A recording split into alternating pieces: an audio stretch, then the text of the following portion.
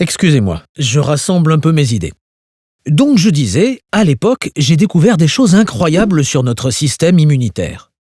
En fait, les êtres vivants sont constamment en contact avec des agents pathogènes, des bactéries, des virus et des parasites. Pour se protéger contre l'intrusion de ces agents pathogènes dans l'organisme, il existe des barrières, comme la peau ou les larmes. Lorsque, malgré ces barrières, des agents pathogènes s'introduisent dans l'organisme, notre système immunitaire entre alors en jeu. Nous avons deux manières de répondre à une attaque d'un agent pathogène. La réponse immunitaire innée et la réponse immunitaire adaptative.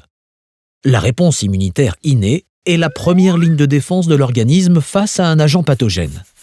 Nos cellules immunitaires reconnaissent immédiatement un agent pathogène et l'éliminent rapidement. La réponse immunitaire adaptative est, quant à elle, plus lente à se mettre en place. Elle nécessite que nos cellules immunitaires, et plus précisément nos lymphocytes, aient déjà rencontré l'agent pathogène à détruire et soient éduquées pour l'éliminer.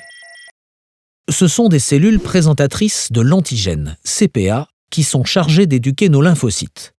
Pour cela, les cellules présentatrices de l'antigène entrent en contact avec un lymphocyte non éduqué, dans les ganglions lymphatiques. Elles lui présentent l'antigène, qui est une protéine issue d'un agent pathogène. Le lymphocyte devient alors immunocompétent, c'est-à-dire qu'il reconnaîtra désormais spécifiquement et exclusivement cet antigène.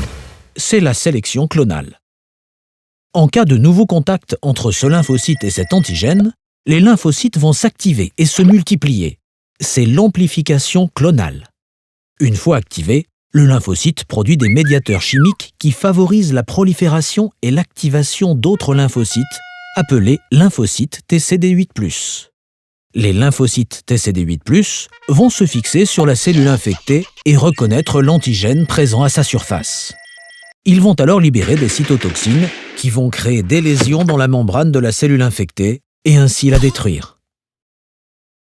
Bon, c'est bien beau tout ça, mais on s'est quand même demandé si dans le cas du cancer, notre système immunitaire était vraiment efficace, car avec toutes les rechutes que l'on connaît, et c'est à ce moment-là que tout s'est éclairé.